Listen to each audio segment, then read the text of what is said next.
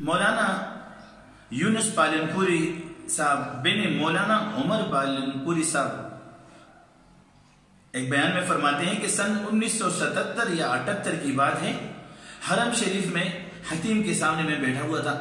ایک بہت بزرگ شخصیت میرے سامنے آئے، میرے پاس آ کر مجھے کہنے لگے کہ میں آپ کو ایک وظیفہ دیتا ہوں.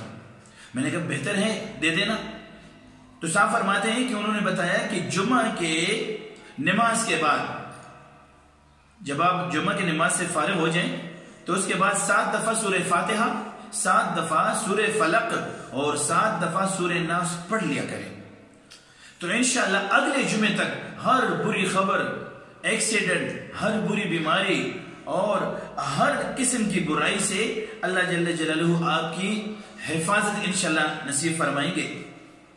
اور یہ اس طرح نہیں ہے، جب آپ پوری نماز سے فارغ ہو جائیں، نماز پڑھ لیں، سنتے پڑھ لیں، دعا پڑھ لیں، اس کے بعد بے شک یہ اعمال شروع کریں. اور اگر کسی وجہ سے بھول جائیں، موقع نہ ملے، تو یعنی جمعہ کی نماز کے بعد عصر تک بھی، عصر سے پہلے آپ یہ اعمال کر سکتے ہیں، پڑھ سکتے ہیں. اور یہ حدیث ہے، حدیث ابن سنی.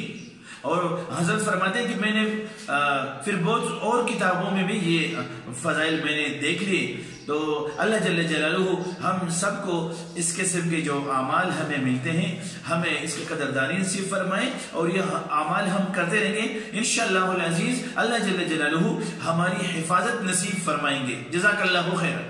تو مولانا تاج اکبر صاحب خپل نعتونه او بیانات او اوریدلو لپاره تاج اکبر نعت خوان یوټیوب چینل سبسکرایب کړئ او ویډیو د ثواب په نیت مخکې شیر کړئ. شکریہ.